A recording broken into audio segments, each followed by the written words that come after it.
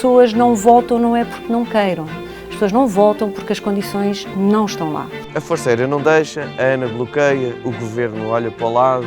Demora 1 hora a viagem, não é? Além da viagem, temos os custos associados a essa viagem, porque tenho que vir pelas autoestradas que existem, não é? Bem, nós não estamos a reivindicar apenas um tratamento só para o interior. Há uma informação espartilhada por toda a gente na administração pública, que é um primeiro problema. Ou seja, muitas entidades poderão ter essa informação. Com o turismo a crescer, é preciso cada vez mais mão de obra. Primeiro, melhorar realmente a questão das acessibilidades. Ora, se era possível, nos anos 60, que as pessoas se deslocassem para a Covilhã para vir trabalhar, isso significava que havia fatores de atração. A população que lá está, tendo meios de comunicação mais rápidos, sai e vem trabalhar para outros sítios. O que toda a gente se queixa é a questão da eletricidade. A maior parte do território do interior nem sequer está registada.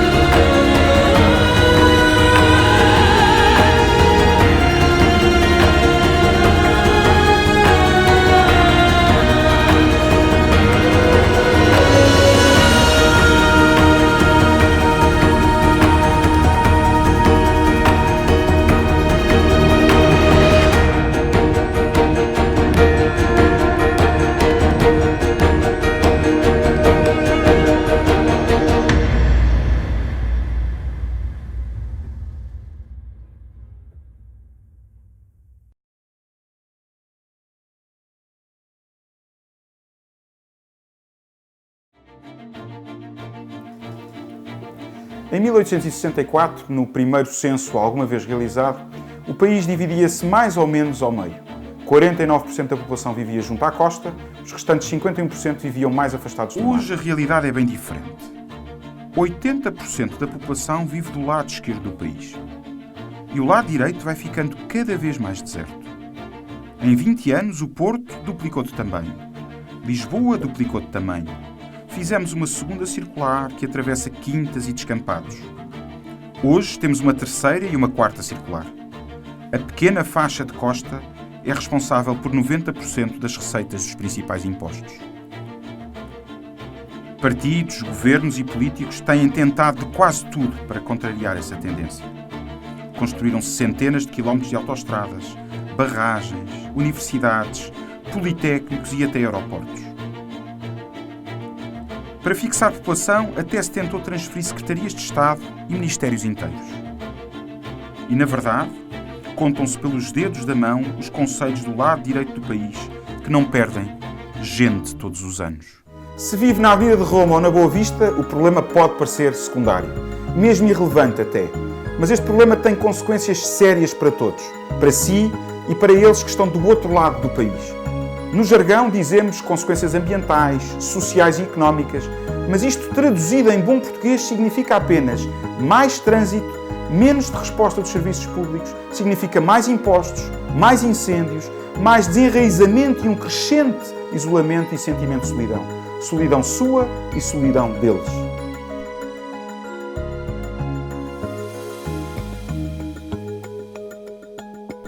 Nunca na nossa história tantas pessoas deixaram o lado direito do país. Nunca na nossa história tivemos tantas pessoas a viver concentradas em tão pouca área. E isso significa o quê? Que as pessoas já não querem viver no interior do país? Fomos aos números e aos factos para tirar isto a limpo. Numa sondagem nacional, perguntámos aos portugueses se estariam dispostos a viver numa cidade do interior. Uma grande maioria dos portugueses estaria de facto disponível para tomar essa decisão. Verificámos igualmente que se pagássemos mais de 1000 euros, essa percentagem aumentava.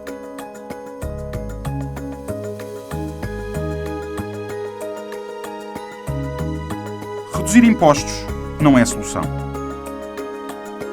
Também perguntámos se a opção fosse uma cidade tão atrativa como Paris ou Londres.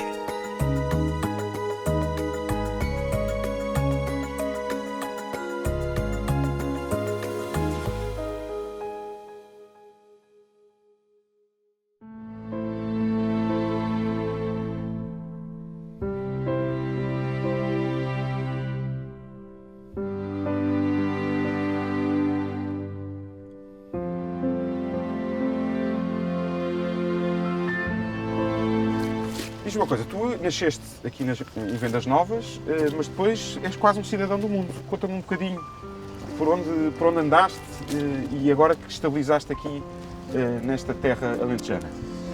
Então, Miguel, eu nasci aqui em Vendas Novas, nasci precisamente no Hospital Dr. Custódio Cabeça, que infelizmente hoje já não está em atividade. Vivi aqui até aos 6 anos com os meus pais e com 6 anos mudámos-nos para Macau, onde vivemos durante 4 anos.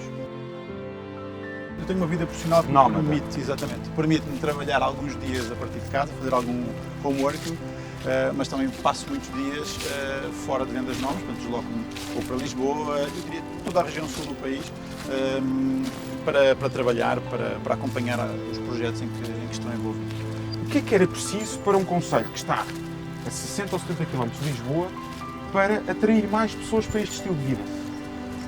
Duas questões me parecem importantes. Primeiro, melhorar realmente a questão das acessibilidades, portanto, seja ela com maiores frequências em termos de autocarros e de comboios para Lisboa, que me parece que seria um fator importante para quem tem que fazer a deslocação. E eu acho que, em segundo, acho que há aqui uma alteração conceptual no trabalho que vem acontecendo, que é as empresas permitirem este tipo de trabalho que a pessoa não tenha eventualmente que se deslocar todos os dias para o local de trabalho. De facto, há uma mudança radical e nós não podemos desenhar cidades, desenhar território, desenhar sistemas de mobilidade sem pensarmos que o próprio trabalho vai mudar.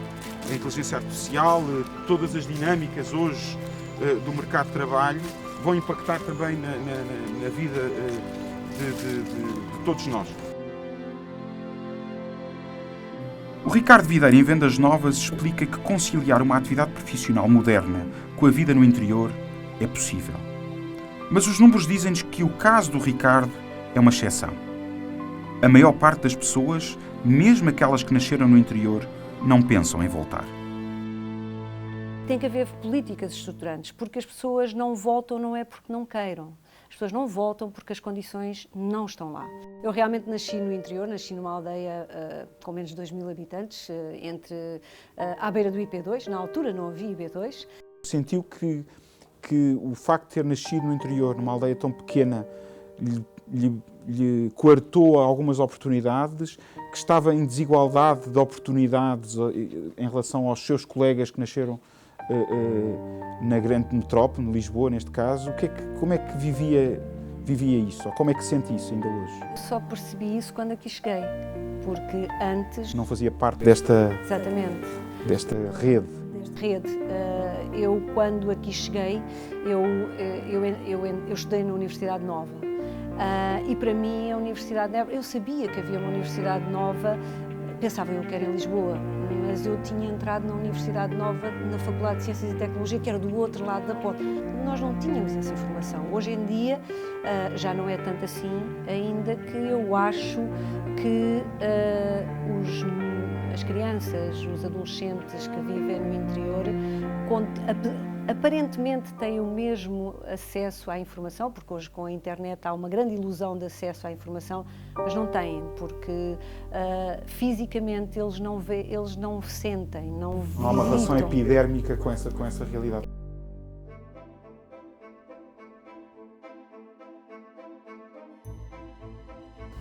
Bem, estamos aqui no topo de Portugal continental, com um conjunto de amigos que vieram até aqui para falarmos um bocadinho do que foi o vosso percurso de vida e o que é que vos trouxe ao nosso país.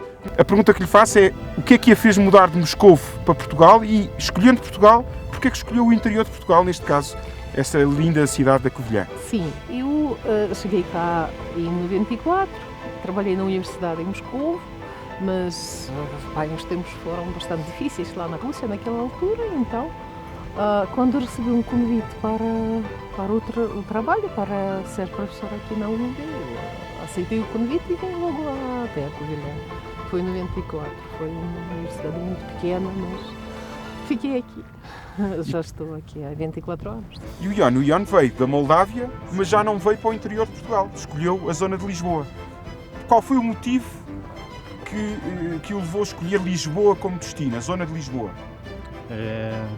Eu venho em 2000, dia de 11 de novembro, que cheguei cá e não fui eu que escolhi Portugal, mas foi Portugal que escolheu a mim.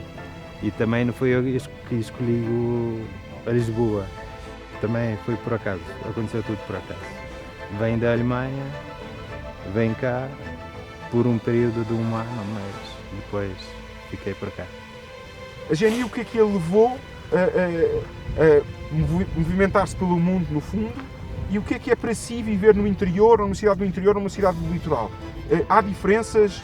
Isso impacta no seu estilo de vida? Como é que vê isto tudo? Há umas grandes diferenças. O interior tem o sossego, aquela tranquilidade, sem correria. Já a cidade grande, claro, é 24 horas ao dia. Mas gosto dos dois lados. Só que a minha preferência realmente é ficar no meio termo, que é a linha de Cascais. Já estou há mais de 20 anos. E a escolha foi emprego, foi onde encontrou emprego. Exato, em Lisboa. Foi. Em Lisboa. Uma das principais conclusões da sondagem que fizemos é que as pessoas admitem viver no interior, se tiverem condições para isso. E condições significa emprego e dinheiro, o que nos leva a um outro grande mito, que no interior não há economia nem oportunidades de emprego.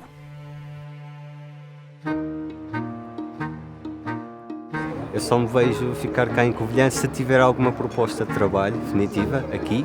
Não tenciono ficar cá apenas se tiver uma boa oferta de emprego. Não, quando acabar o meu mestrado eu não pretendo ficar na Covilhã porque eu não vou ter nenhum vínculo institucional ou econômico com a cidade. Quando eu acabar o curso, pretendo fazer mestrado, no final disso pretendo ficar a trabalhar em Bragaça. O nível de vida é bom, o salário cá é bom comparado ao custo da cidade, que é muito barato. Sim, existe a ideia generalizada de que o interior não tem empregos, não tem postos de trabalho.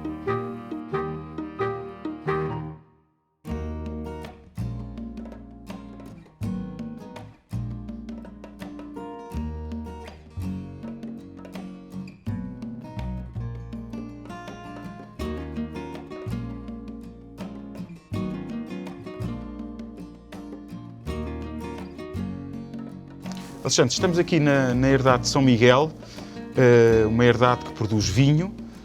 Como é que foi este chamamento, há quantos anos e como é que nasceu este projeto? Eu comecei este projeto em 1997 e teve por base uma tradição de ligação à terra da minha família. O meu filho, que tu conheceste há pouco, é da 5ª geração de agricultores e eu senti que, mal tivesse as primeiras poupanças, queria investir em terra. E nessa altura comprei aqui a herdade de São Miguel. Mal me surgiu a oportunidade e vir para o Redondo, nessa altura, significava produzir vinho.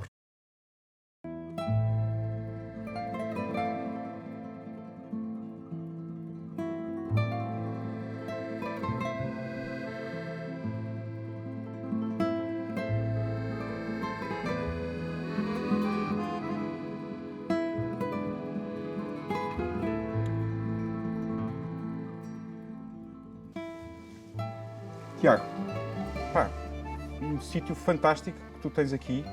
Podes contar aqui um bocadinho a história do restaurante Sem Fim, como é que isto nasce, como é que a história do edifício e a história do negócio que tu tens aqui neste sítio fantástico, com estes produtos endógenos desta terra maravilhosa que é Monsaraz.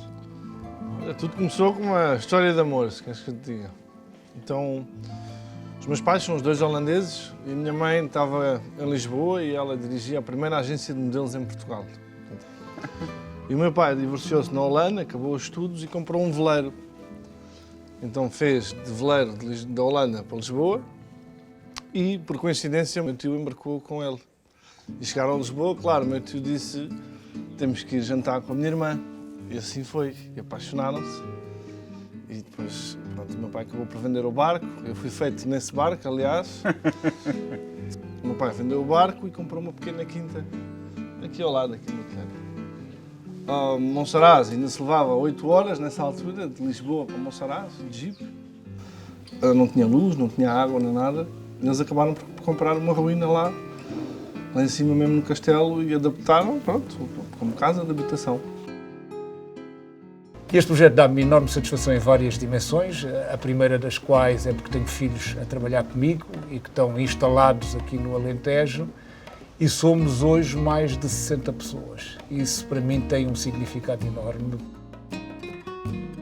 As pessoas normalmente ligam a agricultura a trabalho braçal e hoje, por exemplo, mais de metade das pessoas que trabalham connosco são pessoas com curso superior. Na adega, no campo, são pessoas com curso superior.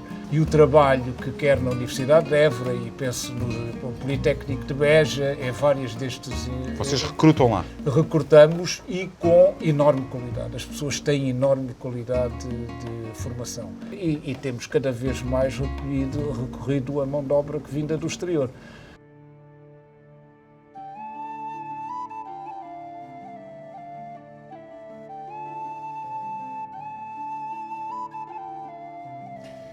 Hoje temos aqui nesta tertúlia o Miguel, que vive no Estoril, está baseado no Estoril, 5 filhos. É verdade. Mas a fonte de rendimento familiar vem daqui do Alentejo. Quantos postos de trabalho tu conseguiste criar? Eu tenho, neste momento, 2 postos de trabalho. O meu e de outro funcionário meu. E chega? E chega e sobra. Ou seja, tentei fazer o máximo possível de automatismo na propriedade exatamente para poder... ser fácil alguma pessoa conseguir tratar de tudo. E o automatismo vem, pelo menos na minha área de negócio, que por exemplo, consigo ter as câmaras a filmar as vacas, os parques dos animais, tudo. Eu cheguei a estar em Israel, a tentar vender animais e a mostrar as vacas em direto em Portugal. Ou seja, as novas tecnologias vêm dar uma ajuda ao negócio inacreditável. Fantástico. E tu, Tiago?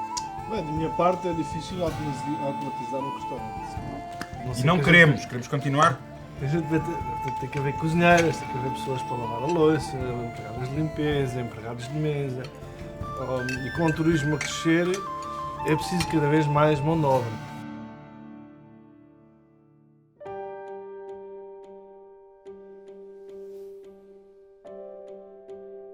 Sr. Presidente da Câmara Municipal de Bragança, muito obrigado por nos receber neste edifício absolutamente fantástico, Teatro Municipal de Bragança, no 3º maior município do país, talvez a capital distrito mais interior, no interior mais interior de Portugal, e num périplo que estamos a fazer de norte a sul para discutir este problema do interior. A primeira pergunta que lhe faço é: quais são os grandes desafios que uma capital distrito como Bragança tem para combater este mal da interioridade? Vou começar por lhe dizer que Bragança não será tão interior, porque se olharmos à geografia europeia, estamos muito mais próximos da Europa do que está, por exemplo, Lisboa. De qualquer forma, temos problemas, como é evidente, e esses sim decorrentes da interioridade, que têm a ver muito com o processo de despovoamento do território, com a necessidade de fixação de pessoas nos nossos territórios e, obviamente, também com a capacidade de desenvolver economicamente o nosso território. Os territórios se desenvolvem através de movimentos endógenos dos seus produtos autóctonos, mas também com movimentos exógenos de investimento externo. E Bragança tem dois exemplos cabais, estamos agora na época da castanha, mas também a indústria automóvel. De que forma é que estas duas visões de investimento externo que chega ao município e investimento na cultura e nos produtos autóctonos coexistem, em termos de impacto nas exportações nacionais, em termos de impacto na economia local, em termos de impacto na oferta de emprego? O que é que nos pode dizer sobre isso? Bom, Bragança ultimamente tem vindo a ser um concelho que tem tido a capacidade de atrair investimento para o território. Desde o ano 2013 até o ano 2017, nós conseguimos aumentar as exportações em 124%. Estamos a falar de um montante de 699 milhões de euros relativos ao ano 2016, fruto da grande capacidade de atração desse mesmo investimento e, ao mesmo tempo, da criação de novos postos de trabalho. Entre o ano 2013 e 2017, nós estimamos termos criado 1000 novos postos de trabalho no território. Falamos aqui, essencialmente, num produto que é apelidado hoje o ouro de Trás-os-Montes, que é a castanha, e que tem aqui um volume de negócio ao longo de 1 mês e meio, 2 meses, de cerca de 100 milhões de euros. Portanto, digamos que é um produto extremamente valioso para a economia local. E os territórios só conseguem desenvolver-se com pessoas. O processo de fixação de gente, portanto, de pessoas nos territórios, só acontece se houver emprego. E o emprego só existe também se houver pessoas para ocupar esses postos de trabalho. As pessoas cada vez viveram mais em cidades e convinha que Portugal tivesse uma rede de cidades médias e não tivesse só grandes áreas metropolitanas, mas depois é preciso perceber como é que se vai criar riqueza ou não diversificar completamente esses meios rurais. E quanto às áreas metropolitanas, eu vejo a área metropolitana de Lisboa, a área metropolitana do Porto como grandes áreas metropolitanas que têm que jogar o campeonato europeu, mal do país se elas não jogassem o campeonato europeu, mas depois estas áreas metropolitanas não podem esquecer o resto do país e têm que ter efeitos spillover sobre o resto do país, uma contaminação positiva para o resto do país.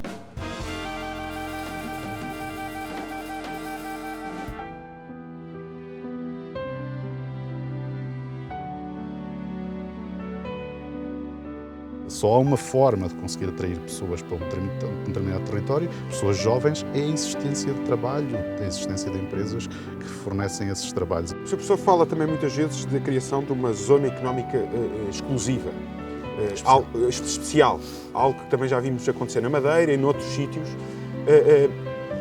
Esta especificamente para a região da Beira Interior, o que é que podia ser o fator diferenciador para essa zona económica?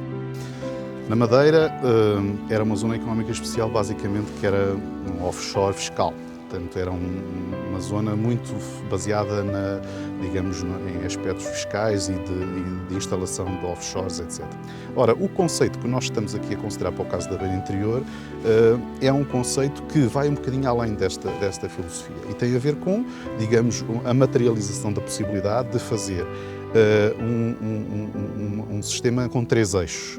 Por um lado, as empresas, por outro lado, os gestores do território, os municípios, o Estado, o Governo e também as instituições de ensino superior. Eu acho que é extremamente importante introduzir neste novo conceito de zona económica especial as instituições de ensino superior. E porquê? porque nós desejamos que este tipo de zonas económicas especiais desenvolvam empresas que não sejam só de produção intensiva, como nós tivemos aqui, por exemplo, na zona, as empresas ligadas às confecções, etc., e que depois, em função das variações de mercado global e de outras posições fiscais que existem noutros países, depois se deslocalizam muito facilmente, mas queremos levar isso para uma economia do conhecimento, para uma valorização, digamos, do tipo de produtos que é desenvolvido. Mais de metade das pessoas que trabalham connosco são pessoas com curso superior. Na adega, no campo, são pessoas com curso superior. Portanto, é preciso pessoas qualificadas. E aí teve uma enorme importância um projeto que o país desenvolveu há várias décadas, mas que vai tendo um efeito estrutural ao longo do tempo, que foi a descentralização das universidades e o trabalho que quer na Universidade de Évora, e penso no Politécnico de Beja, é vários destes... Vocês recrutam lá? Recrutamos e com enorme qualidade. As pessoas têm enorme qualidade de formação. Não há uma política coerente de, por exemplo, ligar o ensino que existe no interior com aquilo que os empregos do interior. E não interessa nada formar pessoas em latim, em Porto Alegre. Porto Alegre é um bom exemplo, uma cidade que eu conheço muito bem. Porto Alegre é uma cidade linda, que está a morrer a pouco e pouco, e há uns anos atrás achou-se que colocar lá um politécnico resolvia. Era a panaceia universal. Era a panaceia universal. Não resolveu nada, porque os empregos não estão lá, porque os incentivos a ficar ali não estão, e porque as pessoas hoje, apesar de haver o IP2, se quiserem vir a Lisboa rapidamente, têm que vir de carro. E nenhum estudante tem carro para vir a Lisboa. Eu escolhi o mestrado de Estudos de Culturas pela linha de pesquisa interdisciplinar na área da cultura, que não tem em outros lugares, nem no Brasil e em poucos lugares aqui na Europa. E o corpo docente e a estrutura da grade curricular me agradou. Assim, eu tomei este curso, ou escolhi esta universidade, a Universidade da Beira Interior, em Covilhã, porque, primeiro, pelo seu curso dinâmico, pelas várias cadeiras que ela tinha e oferecia, que me ajudavam a preparar em tudo o que era, na sua generalidade, design multimédia, desde o cinema, desde o design gráfico. Estou no mestrado de Ciência Política, já fiz a licenciatura aqui na Covilhã, foi a minha primeira opção. E foi a minha primeira opção, sobretudo pelo ambiente da cidade, pelo crescente bom nome da universidade, pela proximidade que eu sabia que ia ter com professores e colegas de turma, entre outros fatores. O principal objetivo de ter vindo para cá foi por conta do estilo de vida. São Paulo era meio caótico e aí eu tive essa oportunidade de vir me especializar na minha área, numa universidade boa, e que tem bastante correlação com o estudo dos lusófonos e com países de língua portuguesa. Então, por isso que eu vim para cá. Eu vejo-me a vir para fora daqui. Quando acabar, não tenciono ficar cá? Não, quando acabar o meu mestrado, eu não pretendo ficar na Covilhã porque eu não vou ter nenhum vínculo institucional ou econômico com a cidade. Creio que se houvesse uma política que permitisse às próprias empresas também, empresas que digam ali alguma coisa, empresas que façam sentido ali e que possam aproveitar as pessoas que existam ali. Recursos endógenos e conseguir sedimentá-los ali e que a partir dali possam crescer. Tocou num ponto estratégico para mim, que são os investimentos estruturais, investimentos também, muitos deles públicos, que de alguma forma servem de ímã. Nesses tais investimentos estruturais, eu percebi das suas palavras que calhar faltou ferrovia, por exemplo, que daria outro espaço.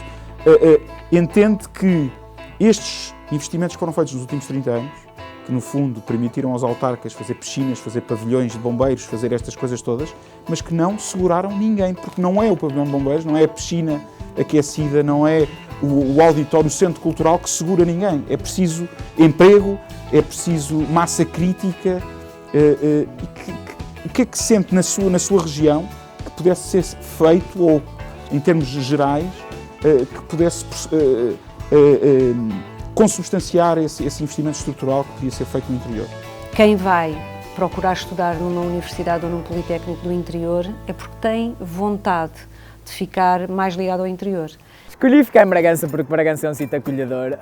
Conheci aqui muita gente, trabalhei em associações, estive sempre inserido no mundo académico e gostei disso porque me ajudou no desenvolvimento profissional. Eu escolhi o Instituto Politécnico de Bragança por causa do curso, porque queria estudar Educação Social, vi quais eram as escolas que tinham e concorri para aqui e entrei.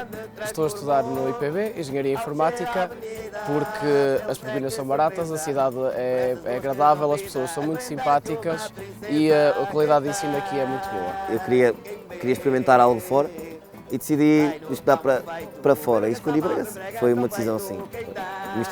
Eu tive a notícia que era o melhor instituto politécnico do país e vim experimentar.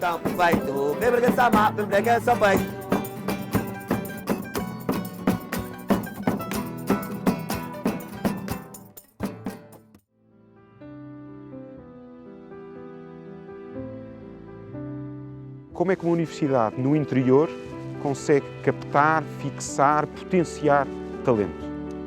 Ainda bem que faz a pergunta dessa forma, porque é precisamente dessa forma. Nós estamos no interior, mas se nos levarmos um pouco mais, conseguimos ver mais longe. E, portanto, a Universidade da Beira Interior, nesse aspecto, tem conseguido elevar-se a um ponto tal que consegue captar pessoas não só de Portugal, mas também do estrangeiro, de diversas partes do mundo, não só da Europa, mas da África, da América, e, portanto, é essa a forma como ela pode potenciar, digamos, também o seu futuro, não é? Pode o ensino superior contribuir para fixar empresas e pessoas no interior, como nos referiu, por exemplo, o reitor da Universidade da Beira Interior? Que papel tem a educação nisso? E os milhões que o país gastou nas últimas décadas em universidades e politécnicos no interior tiveram um retorno e o efeito desejado? E quando eu acabar, eu vejo-me a vir para fora daqui, de certeza, porque eu só me vejo ficar cá em Covilhã se tiver alguma proposta de trabalho definitiva aqui, mas não acredito que isso vá acontecer com a situação atual. Quando acabar, não tenciono ficar cá, apenas se tiver uma boa oferta de emprego.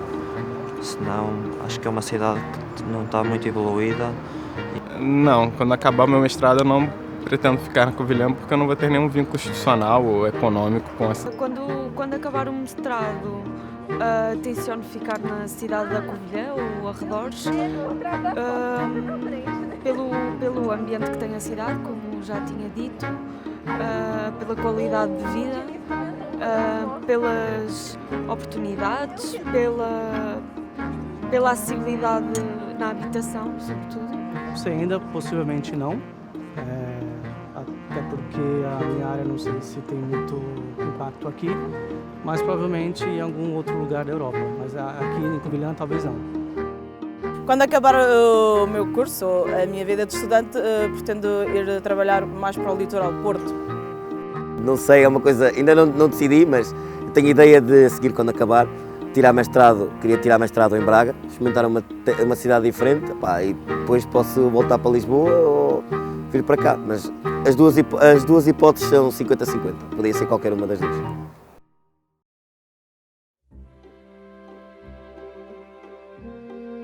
Temos uma boa capacidade de também atrair as pessoas por via dos vários equipamentos que existem em Bragança, nomeadamente na parte edificada, seja ao nível do património religioso, que é muito rico, seja também ao nível daquilo que tem a ver com novas capacidades de atração, e falo aqui de museus, de equipamentos culturais. Eu recordo que Bragança hoje tem 9 museus. É algo que vale a pena registar numa cidade de pequena, média dimensão como é Bragança, termos esta capacidade de oferta para o turismo cultural. À medida que avançamos para o interior do nosso país, encontramos cada vez menos gente. Chegados à Espanha, a realidade é bem diferente.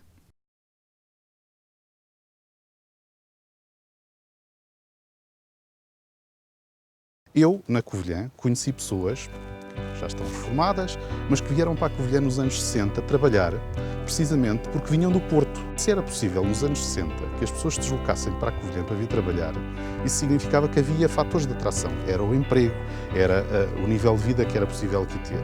E, portanto, nos dias de hoje, um dos fatores que pode conduzir a essa modificação e a levar com que as pessoas comecem a pensar em instalar as suas empresas aqui, porque isto deve ser não só para as pessoas que trabalham, mas também para as empresas, deve haver fatores distintivos que levem a que as próprias empresas considerem a sua instalação nestes territórios.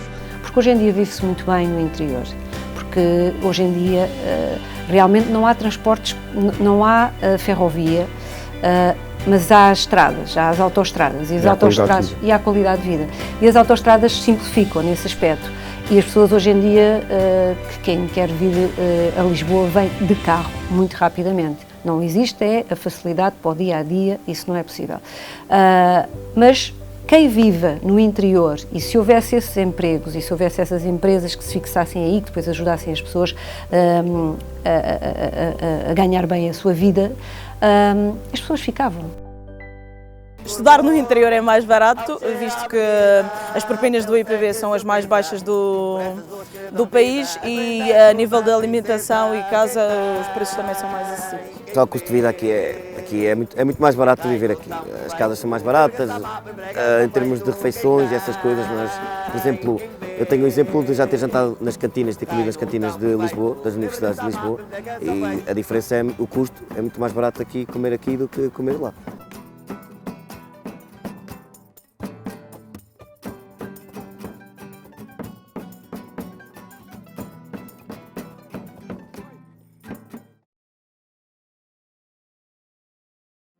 Tu tens uma criança com menos de 1 ano de idade, existe oferta do pré-escolar aqui, porque é um problema, falamos do inverno demográfico do país, não existe oferta pública de pré-escolar e é sempre um drama para as famílias, quando não existem os avós, quando não existe outro apoio familiar.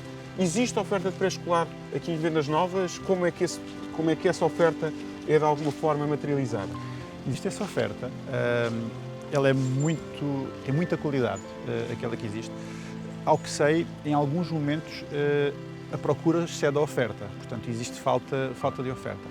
Porém, eu tive a felicidade dos meus filhos, os dois, terem tido acesso a uma IPSS que é da Santa Casa da Misericórdia de Vendas Novas, existem outras, e que têm um serviço excelente, com um custo bastante controlado. E felizmente também conhecemos as educadoras, há toda esta proximidade, claro, que as cidades pequenas nos permitem. Outra família alargada, além daquela que falámos há pouco. Às vezes basta me lembrar que ontem fui ao supermercado e a educadora do meu filho também lá estava, e claro, há sempre aquele comentário simples sobre como é que foi, claro, a semana, coisas simples, mas que fazem parte.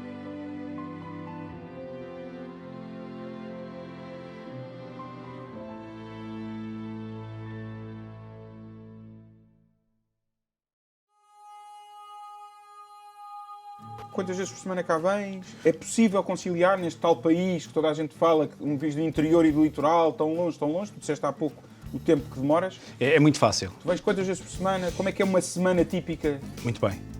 Do agricultor Miguel? O agricultor Miguel, quando fazia exportações de animais, estava constantemente à procura de contactos novos, sempre com o telefone, sempre a enviar e-mails, sempre a obter resposta. E o agricultor Miguel fartou-se um bocadinho dessa vida porque estava a roubar qualidade de vida a mim e à minha família. Dependendo da altura do ano, venho mais vezes ou menos vezes ao Alentejo. Se é uma altura de sementeiras, venho regularmente. Venho 3, 4, 5 vezes o que for preciso. Numa altura uma altura normal, venho 2 vezes, 3 vezes, chega perfeitamente para gerir o negócio. É mais barato viver aqui? Consegue-se viver com qualidade de vida? De que forma é que vocês definem essa qualidade de vida? Eu acho que, além de ser muito mais barato, tem-se uma qualidade de vida muito maior. Porque eu era incapaz, pessoalmente, de viver em Lisboa ou numa grande cidade. Stress, trânsito. Só para estacionar, só o parquímetro aqui, só a multa dali, só o paga aqui, paga ali. Aqui não, aqui você estaciona onde quer, vai beber o cafezinho do vizinho, tem comida da horta suficiente para tudo. Segurança. Tem segurança, não há criminalidade, não há riscos, tem uma qualidade de vida muito superior, para mim, a meu ver, o ar puro e não tem, não sei como dizer, o stress das cidades. Miguel?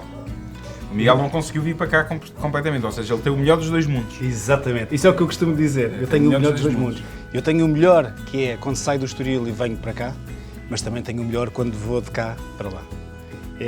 Eu não consigo, quer dizer, a pessoa habitua-se a viver onde vive e dificilmente muda. Agora, os dois têm coisas fantásticas, os dois.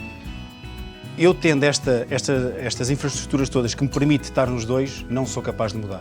E além disso tenho toda a base familiar, do meu lado, do lado da minha mulher, dos miúdos, tudo está lá. Ou seja, muito difícil para mim viver para cá. Agora, reconheço que o nível de vida aqui é mais barato, sem dúvida nenhuma.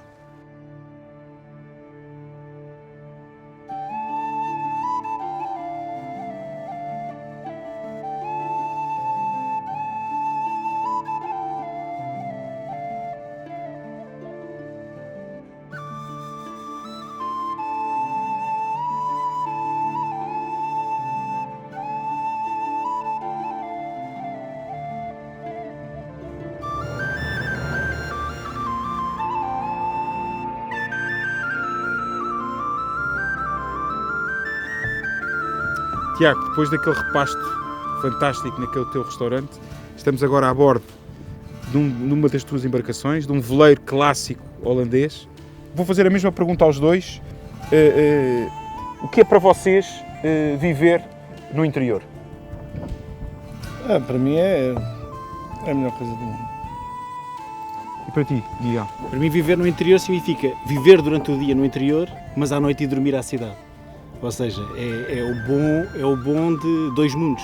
É ter o campo enquanto há sol e depois ir descansar a Lisboa.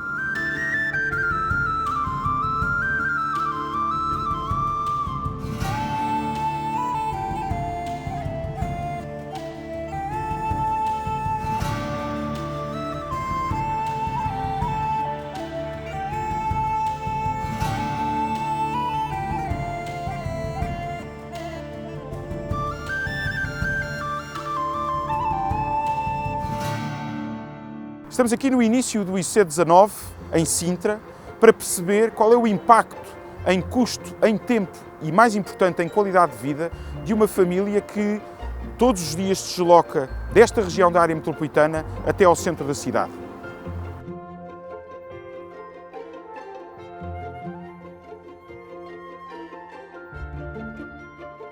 Eugénio, diga-me uma coisa, o Eugénio é conservador no registro predial aqui da Covilhã. Sim, sim. Mas não vive aqui na Covilhã? Não, vive em Trancoso. Em Trancoso. E como é que é viver em Trancoso, também no interior, ainda mais interior? Mais interior. E vir trabalhar todos os dias para aqui, o que é que isso representa na sua vida?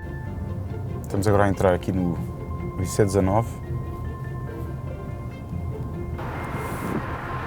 E vamos perceber o volume de tráfego que diariamente percorre este percurso entre Sintra e o centro de Lisboa e como é que esta artéria tão central não está preparada para o volume de tráfego que diariamente a atravessa. É bastante complicado, não é? Além de ter que demora uma hora a viagem, não é? Além da viagem, temos os custos associados a essa viagem, porque tenho que vir pelas autoestradas que existem, não é?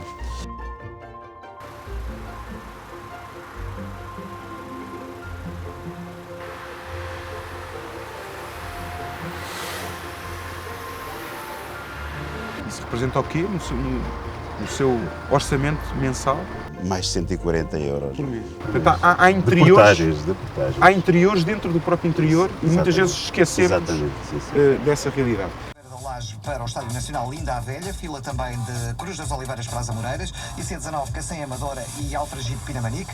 Na Cril há acidente agora junto ao Nó da Pontinha, há paragens desde o Olival Basto, há também dificuldades na segunda circular nos dois sentidos e no eixo norte-sul também devido ao acidente, trânsito demorado desde a Ameixoeira em direção às Laranjeiras. O Alentejo não é assim tão longe, eu demoro do Estoril a Arraiolos cerca de 1h30. Mesmo que familiares meus que vivem no Estoril e que trabalham em Lisboa saírem de casa às 7h15, vão demorar ao mesmo tempo, eu só tenho que sair um bocadinho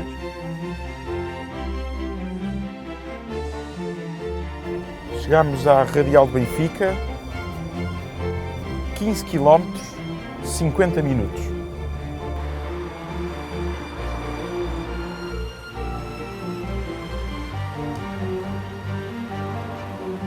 Uma hora e 40 depois, pouco mais de 20 km, chegámos finalmente ao nosso destino.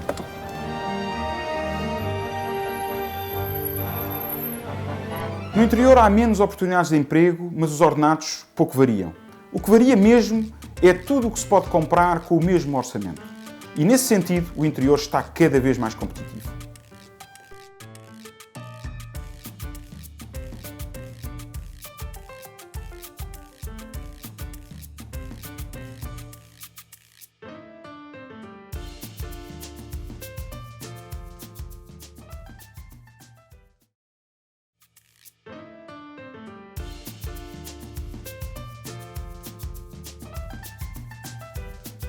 Estamos tão perto do mar e, no entanto, tão distantes, tão interiores na incapacidade que este território tem de encontrar novas dinâmicas de desenvolvimento.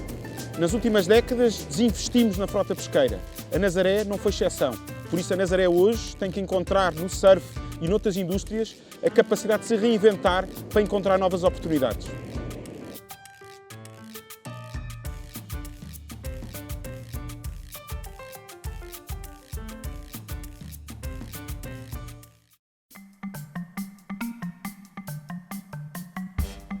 Catarina, estamos aqui num sítio absolutamente fantástico, que é a Embaixada. Tu és, de alguma forma, a força motriz de todo este projeto que revolucionou o Príncipe Real. Consegues contar em 2 minutos aquilo que aconteceu e este processo de transformação? Como é que surgiu esta ideia? Como é que conseguiste materializá-la para chegarmos ao dia de hoje com este dinamismo, com este cosmopolitismo, com esta força que nós vemos hoje no Príncipe Real? Bom, começou a ideia por trás de tudo isto, não é minha, é do meu chefe, que é o Anthony Lanier, que, casado com uma portuguesa, decidiu investir no Príncipe Real e tinha uma ideia mais ou menos louca de comprar uma série de edifícios uns ao lado dos outros, num conjunto que acabaram por ser 20 edifícios, aliás, agora já é um pouco mais. Sabíamos que era necessário reabilitar esta zona, mas que o processo de licenciamento ia demorar bastante tempo e usámos um pouco o modelo que havia nos Estados Unidos. A ideia foi fazer o que era possível ocupar, ocupámos. Investimos pouco, porque a ideia era fazer uma reabilitação integral rapidamente, ou tão rapidamente quanto possível, mas imediatamente começar a ocupar estes imóveis. Hoje, quantas pessoas é que este movimento, quantos postos de trabalho gerou? Tens esses números? Não tenho, mas posso fazer uma estimativa. Aqui na Embaixada, por exemplo, só neste edifício, nós temos cerca de 20 lojas e eu diria, lojas e 2 restaurantes, eu diria que trabalham aqui mais de 100 pessoas. Claro. Têm de trabalhar. Isto replicado por dezenas de edifícios e depois dinâmicas que acontecem também fora da vossa empresa, ou não?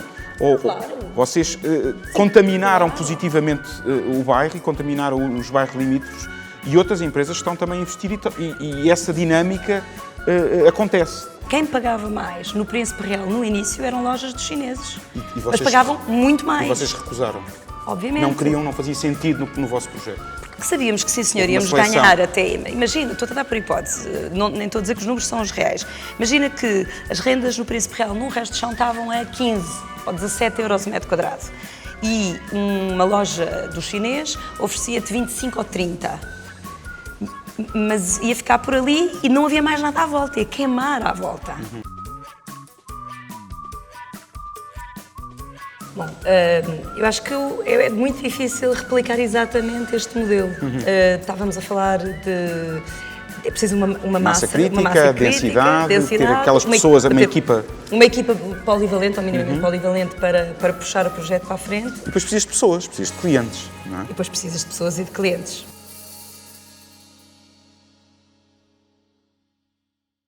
Sempre que discutimos o território, o interior e o litoral, discutimos inevitavelmente a questão do investimento público, nomeadamente o impacto que as infraestruturas podem ter, barragens, autoestradas ou mesmo aeroportos.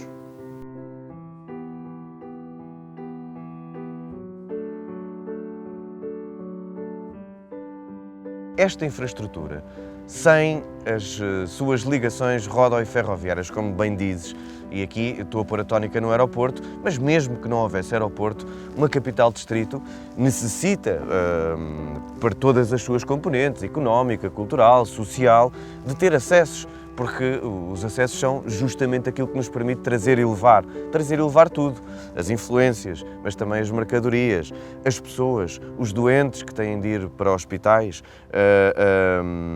a indústria, aquilo que serve as matérias-primas para a fazer e depois do produto acabado, ou seja, Beja e o Baixo Alentejo são completamente marginalizados em termos justamente dessas estruturas rodo- e ferroviárias. Portanto, esta ilha chamada Baixo Alentejo, quando hoje em dia falamos na coesão territorial, Combate à interioridade, tentar acabar com essa interioridade, revertê-la, isto é uma faixa de 200 km, por amor de Deus, ou seja, do mar até à fronteira espanhola.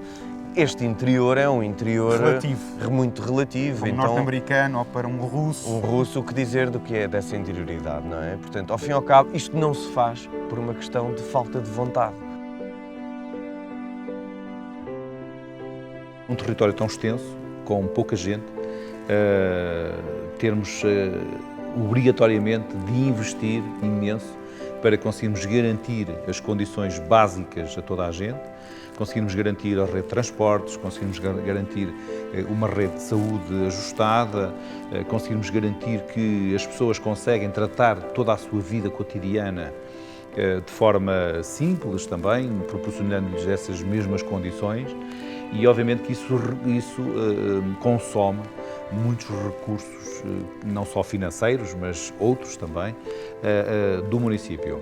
Agora, há um problema que é um problema que, na minha ótica, é um problema praticamente global, que é o problema do despovoamento, o problema da falta de pessoas. E os territórios só conseguem desenvolver-se com pessoas. O processo de fixação de gente, portanto, de pessoas nos territórios, só acontece se houver emprego. E o emprego só existe também se houver pessoas para ocupar esses postos de trabalho. Este aeroporto pode ser um hub de voos internacionais, que é uma coisa que não existe em Portugal, existe muito parecido em Lisboa, mas em Lisboa, quer dizer, já não chega a quantidade de voos que se dirigem exclusivamente para Lisboa, sejam domésticos ou internacionais. E aqui não, aqui poderíamos ter realmente ser uma placa giratória que passageiros que parassem aqui, apanhassem outro voo e se dirigissem para os seus países, para os seus destinos. Este aeroporto tem vindo a ser fonte das maiores desistências possíveis. Tivemos agora há muito pouco tempo, muito perto de ter aqui uma escola de pilotos. A Força Aérea não deixou. A Força Aérea não deixa, a ANA bloqueia, o Governo olha para o lado. Ao fim e ao cabo, parece que existe uma muito má vontade para com este aeroporto. E depois o que é que acontece? As coisas acabam por se estigmatizar e passar a ser um bocadinho alvo de chacota. E depois, fruto de algumas reportagens sensacionalistas que foram feitas nas nossas televisões, passou a ser visto como uma espécie de elefante branco. Ora, este aeroporto é tão elefante branco quanto o Alqueva era elefante branco há uns anos atrás, quanto o Porto de Sines era um elefante branco há uns anos atrás. A tua Alqueva foi aqui uma mudança grande na região. Foi. Há um antes Alqueva e há um depois da Alqueva aqui para Monsaraz e para toda esta dinâmica. Mas pronto, o Alqueva tem agora 16 anos, não é? E pouco a pouco as coisas estão a mudar.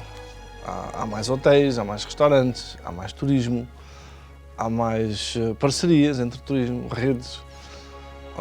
Criámos também a reserva Dark Sky, para proteger o céu da poluição luminosa. Começámos também com atividades nesse sentido. Portanto, entre os barcos, Monsaraz, o megalitismo, as caminhadas, portanto, Monsaraz basicamente está preparado para o turismo. O Alqueva aí não impactou? Tu estás mais perto de uma barragem que é a barragem de Livor, que de alguma forma tu também precisas de água. O negócio em que tu alicerçaste toda a tua dinâmica familiar precisa também de água. De que forma é que essas infraestruturas, nesse caso o Livor muito mais pequeno do que o Alqueva, mas de que forma é que essas infraestruturas impactam na vossa vida, na tua vida? Neste momento o impacto é zero, porque eu não estou dentro do perímetro de rega. Mas o ser agricultor é esperar pacientemente. Nós esperamos que chova, nós esperamos que... Hoje em dia temos ferramentas que, claro, que não vão dizer amanhã vai chover e quantos litros chove. Mas a vida de agricultor é ser paciente, é esperar. E então eu espero que rapidamente esteja dentro desse perímetro do Alqueva. Temos aqui olivais e árvores com 2000 anos. Bolas. Pode dizer que a Fantástico. azeitona sempre houve aqui, mesmo antes de Jesus Cristo. Agora com a água, que estão a crescer novos olivais, esses extensivos, tudo alinhado para poderem com a máquina, sim, isso está a aparecer mais, porque temos a água, né? Claro. Mas embora a azeitona sempre houve nesta zona. Sim, sim, A mas azeitona não desta forma intensiva. E a vinha. Claro. Fundos comunitários, que forma impacta na tua atividade? São algo que seria indispensável à tua atividade, ou hoje a agricultura é uma atividade que já funcionaria sem os fundos comunitários e eles funcionam só como catalisadores dessa atividade? Eu penso que, como hoje são encarados os fundos comunitários, os programas comunitários, e que têm basicamente 3 dimensões, pelo menos as que nós utilizamos, que é uma dimensão de apoio ao investimento em ativos fixos, uma segunda dimensão que é de qualificação, quadros e de toda a atividade, e uma terceira de apoio à internacionalização, tem um impacto muito relevante.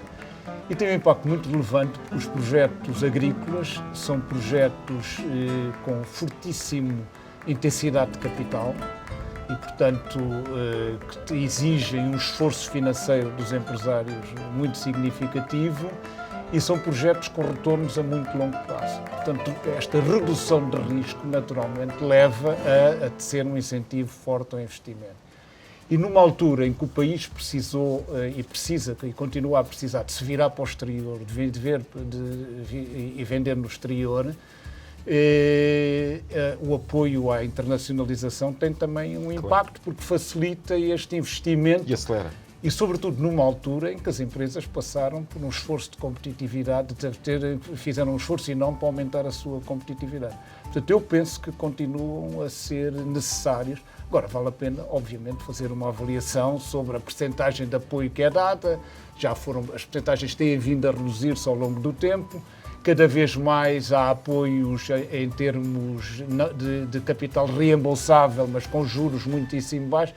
Portanto, vale a pena repensar, porque hoje é menos necessário do que era há 5 ou 10 ou 15 anos, mas teve um efeito muito significativo.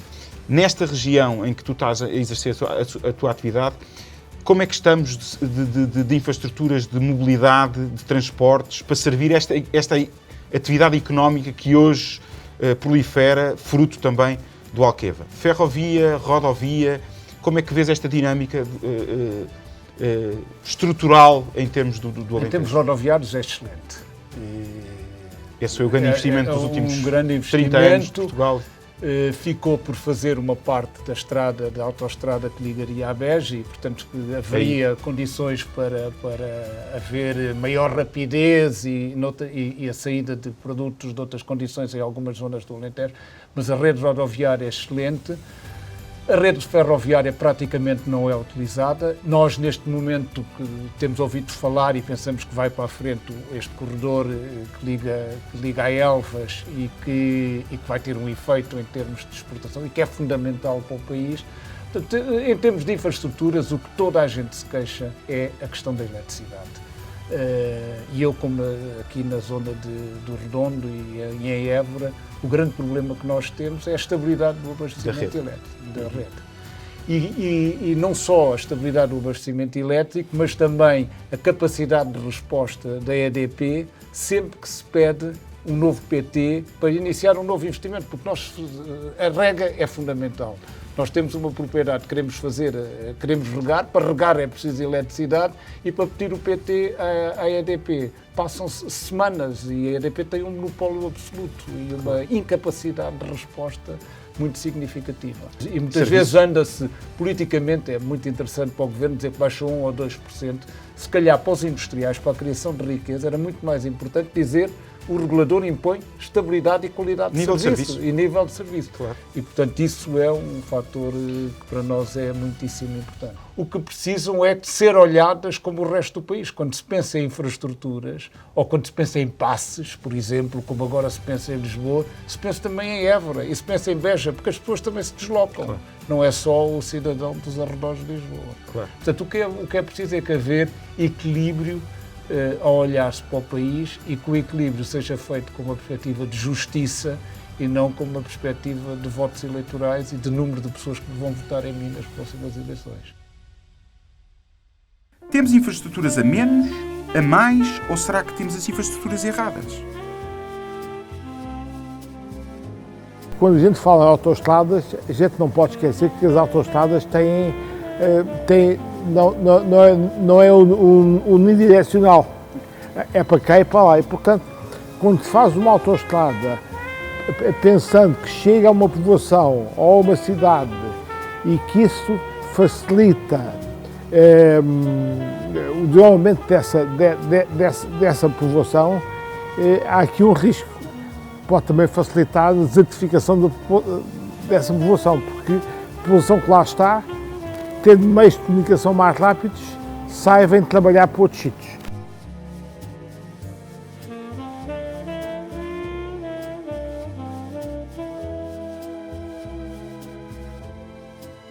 Estamos na Estação do Pinhão, uma das estações da linha do Douro, uma estação onde o comboio presidencial tem uma das suas paragens. Esta linha teve desinvestimento durante décadas. A Ferrovia Nacional afastou mais o interior, que hoje ainda é mais interior.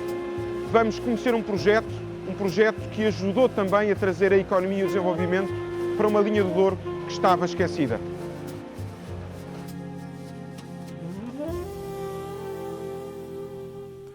O país preferiu investir em autoestradas em vez de investir em comboios. E há poucos casos de sucesso na ferrovia. Este é um deles.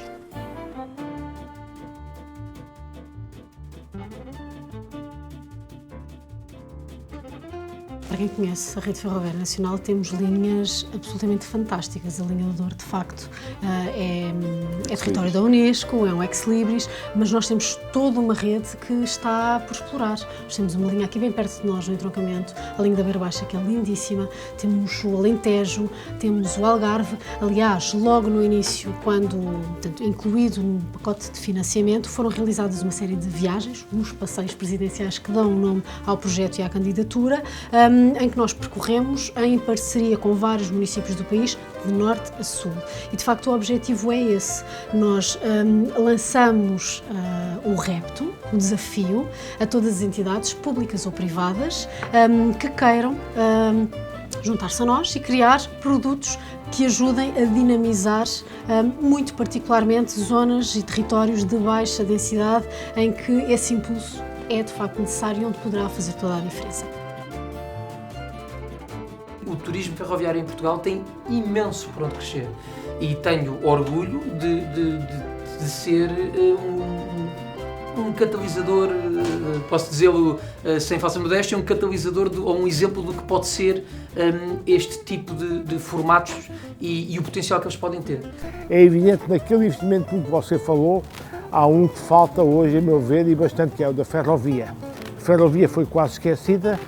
Fomos mais para as autoestradas e esquecemos a ferrovia. E hoje em dia, até nesta transição energética, a gente não pode esquecer a ferrovia e não pode continuar a pensar só nas autoestradas. Portugal ainda vai a tempo de investir na ferrovia.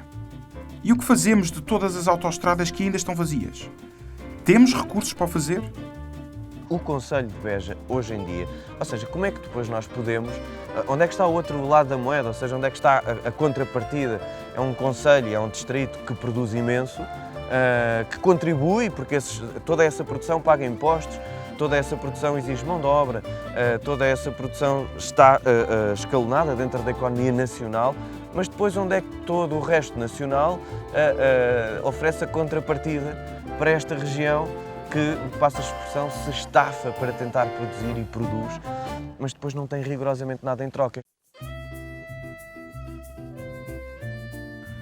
Ninguém gosta de fazer contas em público. E percebe-se porquê. Os distritos do litoral são responsáveis por 90,4% do dinheiro gerado pelos principais impostos. E embora não existam dados consolidados, a nível distrital ou municipal, sobre a forma como o dinheiro dos impostos é gasto, é seguro assumir que nos distritos do interior é aplicada mais do 9,6% da despesa pública. Só os distritos de Lisboa e do Porto são responsáveis por 50,2% da receita dos principais impostos. Como é que é gerir um território que, segundo sei, o último cadastro data da primeira metade do século XX e, portanto, o território não tem um cadastro novo, não sabemos a quantas andamos desde a primeira metade do século XX. É complicado, porque a maior parte do território do interior nem sequer está registada. Os prédios não estão registados. E depois não há qualquer ligação entre o cadastro e o registro que fazemos nas conservatórias. Porque as áreas dos prédios, a composição dos prédios, etc., é feita com base na declaração que os antigos fizeram nos serviços de finanças. O que acontece é que as pessoas também, para pagarem menos de contribuição, da antiga contribuição, declaravam sempre umas áreas inferiores à realidade. Portanto, os prédios que temos na conservatória não têm nada a ver com a realidade, as áreas dos mesmos não têm nada a ver. Portanto, nós diariamente temos problemas com as áreas dos prédios. E depois, mesmo aquilo que estamos a fazer hoje, muitas vezes não coincide com a realidade. Porque não se baseia num cadastro, num mapa elaborado por técnicos especializados.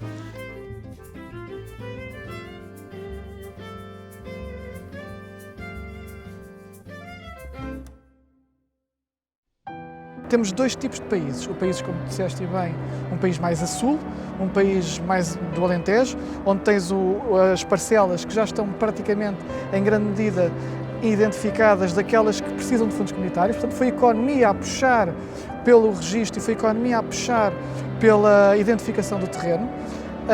Porque depois surgiu há cerca de 7 ou 10 anos atrás, quando os terrenos, as confrontações e o tamanho e a dimensão não batia com aquilo que era depois o investimento, surgiu a questão, que qualquer pessoa na internet pode verificar, saber se tinha ou que não devolver dinheiros aos fundos comunitários. Portanto, há um primeiro ponto da economia. E há um problema agora, que não é novo, que é um problema da gestão daquilo que é algo tão importante como a floresta ou a proteção dos bens e pessoas com as alterações climáticas que existem. E na prática, a questão que se coloca é tão central como saber a quem é que um município, ou a quem é que uma direção-geral, ou a quem é que o Estado deve, ou um privado, poderá se dirigir e dizer: por favor, limpe-me o terreno, eu preciso que isto seja ser limpo, porque senão não é só o seu, é o meu.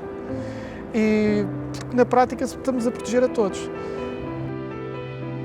Está-se agora a tentar fazer alguma coisa. Começou-se há um ano, pelos concelhos Figueiró, Proença, Penela e outros. E está-se a tentar agora fazer essa ligação entre o cadastro e aquilo que existe no registro.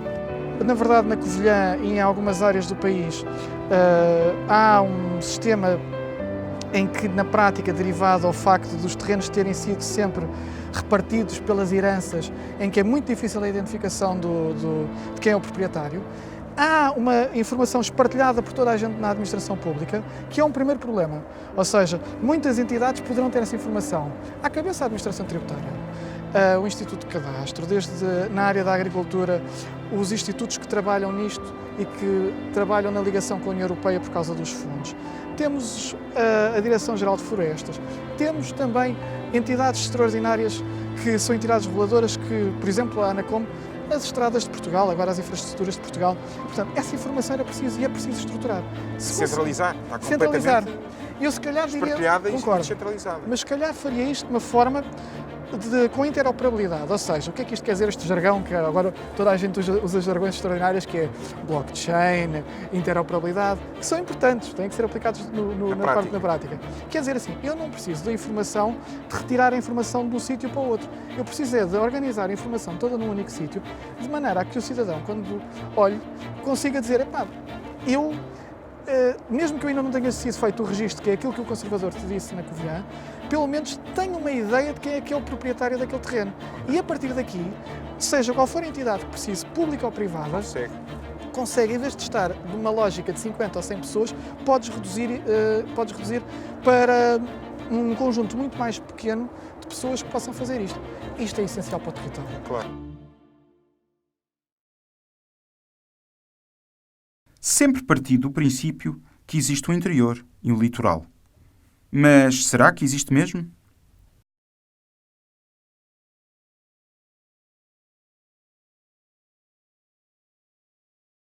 O que é para si interior? Miguel, interior não é estar longe do litoral, até porque há muitas e muitas terras e aldeias e vilas que são litoral e que são muito interior. Nós temos hoje em dia locais do interior que se calhar estão mais perto do mercado europeu que os tradicionais locais do litoral. É um espaço de oportunidade, de gente trabalhadora, de gente afável e com capacidade de dar o melhor contributo para o desenvolvimento do país. Eu acho que não está diretamente relacionado com a distância ao mar. Eu vejo mais como um isolamento quase cultural. Vais encontrar alguns bairros em Lisboa, se calhar, que são muito interiores. Tens comunidades que estão muito fechadas sobre si próprias, que são guetos. Isso para mim é interior também. Não é fácil definir, dizia um grande empresário açoriano, dizer assim, interior sou aqui nos Açores, que estou a 3 dias de barco de mandar os meus produtos para a capital, que tenho que fazer a assemblagem de todos os produtos que eu produzo aqui nos Açores durante 2 dias para preparar, para se remeter por barco. Vocês estão a 6 horas, 8 horas de Madrid, que tem 6 milhões de habitantes. Os portugueses consideram que existe um interior e um litoral, mesmo que o país seja apenas uma pequena faixa de 200 km. Esta noção de interioridade continua a servir de desculpa para justificar a razão pela qual partes do país são menos desenvolvidas. O que não deixa de ser curioso se tivermos em conta todas as grandes cidades europeias que estão ainda mais distantes do mar do que, por exemplo, Évora. Para mim, neste momento, o interior significa casa, porque eu de facto vivo no interior, estou no entroncamento, não vivo no entroncamento, mas bem perto, para mim significa casa. Gonçalo, e para ti? Eu acho que o conceito de interior é completamente subjetivo. Acho que um país como Portugal tem todas as razões para se fazer um esforço consciente de reposicionar o conceito de interior e litoral. Nós, na realidade, somos um país todo ele quase literal. Não há um interior em Portugal. Qualquer país que se atravesse em 2 horas não pode ser considerado interior e litoral. Agora, sem dúvida que existe uma mentalidade de litoral e uma mentalidade de interior e que afetam várias decisões, nomeadamente onde se colocar uma empresa, onde viver. E viver no interior é viver num local que permite não ter tanta pressão nas infraestruturas, portanto estarmos mais à vontade, termos mais disponibilidade dos espaços para partilhar. Por exemplo, este espaço onde nós estamos agora. E para além disso, a insegurança, Miguel, que é um fator também importante e fundamental e que se consegue com esta ligeira distância em relação aos grandes centros urbanos, mas que se traduzem em qualidade de vida para nós. Eu prefiro dizer que não há interior. O problema não é difícil de diagnosticar. Não são precisas longas conferências e infindáveis debates. O problema é gente, pessoas. A falta de pessoas para ser absolutamente mais específico. Apesar dos discursos dos políticos, das iniciativas dos diferentes governos e dos milhões de euros de investimento público, o lado direito do país entrou num fenómeno de espiral. Menos gente, menos eleitos, menos investimento, menos empresas e menos empresas, menos gente. A principal causa do despovoamento do país é o próprio despovoamento em si e ninguém parece muito preocupado em mudar, seja o que for.